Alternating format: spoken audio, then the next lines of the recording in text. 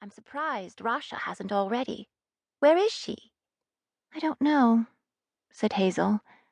She'd been pleased that her tutor, Dame Rasha, was uncharacteristically late, but now her absence was puzzling, almost as puzzling as the presence of a Red Branch in the triplets' sitting room.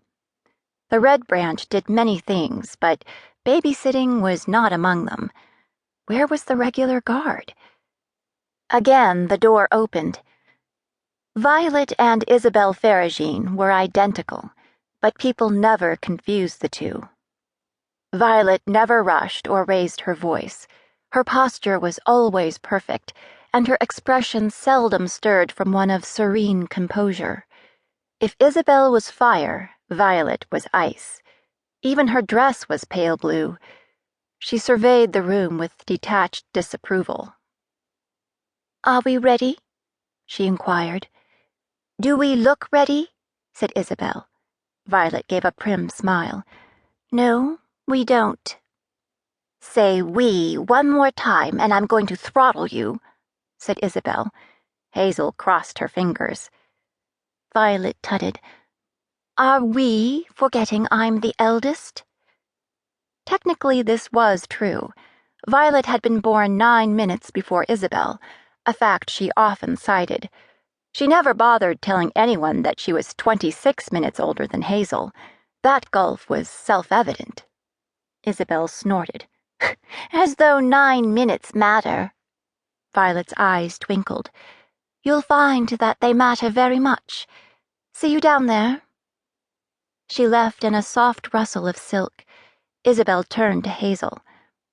"You don't think the spider's going to announce anything, do you?" "About her successor?" said Hazel. "No idea." Scooting off the bed, Isabel smoothed her dress, crimson silk embroidered with rubies. Hazel's was green silk, dotted with emeralds. It lay on the velvet chaise, still wrapped in muslin.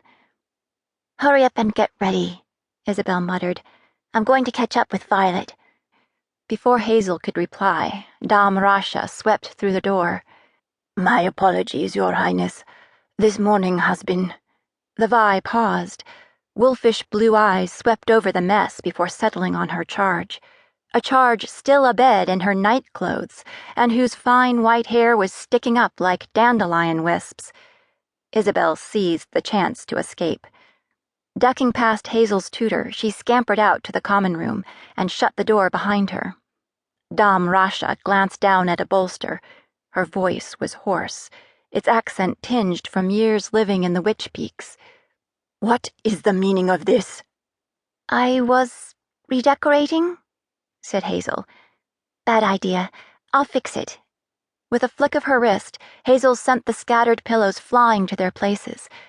They obeyed marvelously, landing with soft, simultaneous thuds. Hazel could not quite suppress a grin. She was getting good at these little cantrips. She offered a hopeful glance at her tutor. As Vi's went, Dame Rasha was not particularly imposing. The mystic stood no more than 7 feet, and her fur, once an inky black, had faded to muted gray. Her teeth were worn, and her clawed hands trembled when she took her afternoon tea. But that glare was dark as thunder. She did not speak so much as growl. "Casual magic is vulgar. Get up." The command cracked like a whip.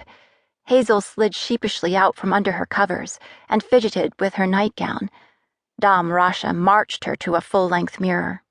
"Raise your arms," she ordered. When Hazel did so, Dame Rasha whisked off her nightgown as though changing a toddler. Hazel swallowed her indignation. There was no arguing with Rasha when she was in a mood. While the Vi fetched hot water, Hazel stared at her reflection. "You do not have the Faeregine look." Isabel and Violet were tall. Hazel stood a foot shorter. Her sisters were developing curves. Cubes had more curves than she did. Every summer, Isabel and Violet ripened into bronze, but Hazel's skin was the color of bleached ivory, so pale she stayed indoors on sunny days. When she did go outside, Rasha swaddled her.